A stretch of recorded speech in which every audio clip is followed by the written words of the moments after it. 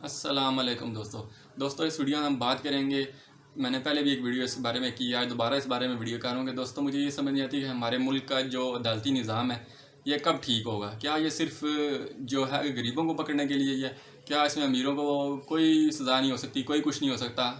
میں آپ کو کچھ ماضی میں لے جانا چاہتا ہوں. آپ نے دیکھا ہوگا کہ ایک وہ ماڈل تھی ایان علی جو کرنسی اسمگلنگ میں تھی, اس کو عدالت نے ضمانت دی, وہ باہر چلی گئی. اس کے بعد ایک ڈاکٹر عاصم تھا جس پہ بہت زیادہ چارجز تھے, دہشت گردوں کو سپورٹ کرنے میں بھی اس نے علاج کیا ان کا بھی, اور اس پہ کرپشن کے بھی چارجز تھے, اس کی بھی رہائی ہوگی. شرجیل میمن کا آپ حال دیکھ لیں. ایک وہ ارسلان افتخار تھا جس نے ماشاء اللہ ملک ریاض سے لے کے پیسے کھائے ہوئے تھے, اس کا دیکھ لیں. ان کے اپنے ہی جو والد صاحب تھے وہ چیز جسٹس تھے تو انہوں نے اس کو بری کر دیا. تو یہ دوستوں ہمارا جو ملک کا موجودہ جو عدالتی نظام ہے یہ صرف اور صرف یہ غریب کو ہی سزا دے گا, یہ کبھی بھی امیر کو نہیں پکڑ سکتا. ایون کہ جسٹس کھوسہ نے تو یہاں تک کہا تھا کہ حکومت آئے ہمارے ساتھ بیٹھے, یہ انگریز کا بنایا ہوا نظام ہے اور یہ ہمیشہ جو ہے یہ غریبوں کو ہی دباتا ہے, امیروں کو یہ پروٹیکٹ کرتا ہے.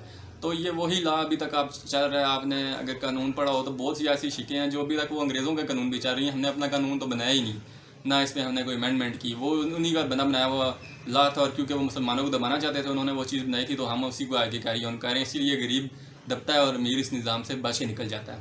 یہ تو دوستوں ہوگی ایک بات. اب ایک بہت جسٹس کھوسہ سے 2016 کا ایک کیس تھا جس میں کہ ایک بندے کو جو ہے اس پہ قتل کا الزام لگا, اسے جھوٹی گواہی پہ سزا ہوگی, اور پھر اس کے جو چچا والد صاحب تھے وہ اس کیس کی پیروی کرتے رہے. وہ پہلے سیشن میں لگا, پھر کرتے کرتے وہ ہائی کورٹ میں گیا, ہائی کورٹ سے بالآخر وہ کیس سپریم کورٹ آ گیا. اور جب تک اس کیس سپریم کورٹ پہنچتا وہ جو اس کے چچا اور والد تھے وہ بھی فوت ہو گئے. اب اس کی بیوی کسی نہ کسی طرح اس مقدمے کی پیروی کرتی رہی, لیکن آخر کار جب جسٹس کھوسہ کے پاس فائل پہنچی تو جسٹس کھوسہ نے کہا کہ بھائی مدعی جو مجرم ہے اس کا وکیل کا ہے. وکیل صاحب نے کہا ہونا تھا, وکیل صاحب اس ٹائم جج بن گئے تھے, تو وکیل صاحب جج بن گئے تھے, وہ حاضر ہی نہیں ہوئے. اب انہوں نے جب اس کی کیس کی فائل اسٹڈی کی تو انہوں نے جسٹس کھوسہ نے کہا کہ یہ تو بے گناہ ہے, اس کو ہم بری کرتے ہیں.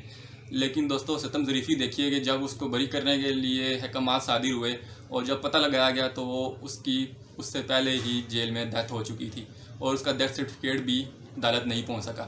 تو دوستوں یہ تو ہمارا نظام ہے جہاں پہ پان بیچنے والے کو پکڑتے ہیں, 5 دن کی سزا ہوتی ہے اور 6 سال وہ بیچارہ جیل میں ہی بند رہتا ہے, اور پھر آخر میں جج صاحب کہتے ہیں جی کہ آئی ایم سوری.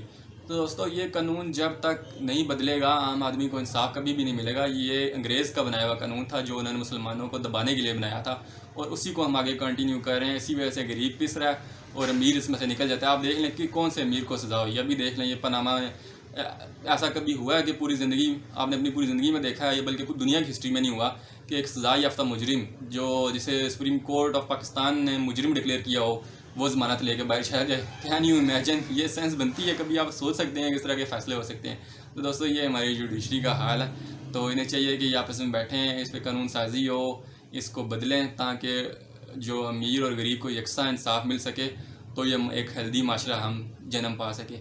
تو دوستوں یہ کچھ باتیں تھیں جو میں آپ سے شیئر کرنا چاہ رہا تھا. امید یہی ہے کہ اللہ تعالیٰ ان کے دلوں میں ڈالے اور یہ کوئی غریب آدمی کو بھی انصاف دے سکے.